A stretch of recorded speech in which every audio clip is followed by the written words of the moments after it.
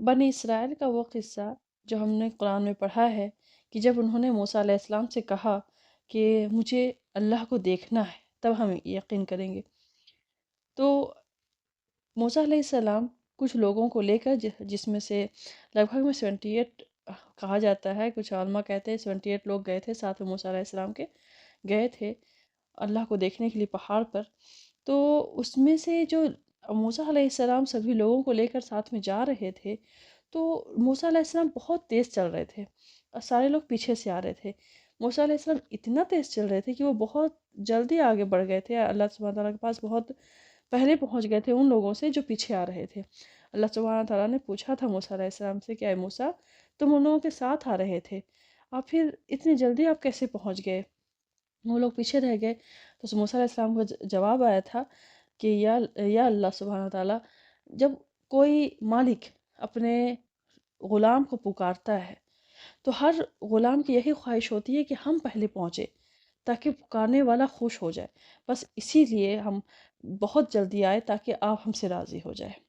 آج اس دنیا کے رد عمل میں بھی آپ یہ چیز دیکھ لیجئے کہ اگر کسی آفس میں باس ایک ساتھ 2-3 آدمی کا نام لے اور اندر کیبن میں بلائے تو ہر کی یہی کوشش ہوتی ہے کہ پہلے ہم پہنچے تاکہ باس کی نظر میں اچھے بنے کہ ہم پہلے آئے، آپ کی باتوں کو پہلے سنا۔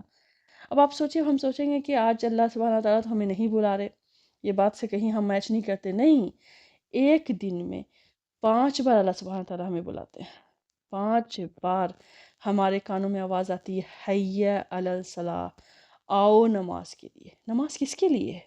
ہمیں کون بلا رہا ہے؟ 5 بار آواز آتی ہے، اور صرف بلایا نہیں جاتا، جبکہ جن چیزوں پہ ہمارا ایمان ہے وہ ساری چیزیں ہمیں یاد دلائی جاتی ہے۔ اللہ اکبر، اللہ اکبر، اللہ سب سے بڑا ہے، اللہ سب سے بڑا، ایک بار نہیں، اسٹارٹنگ 4 ٹائمز، اسٹارٹنگ ہی میں 4 بار۔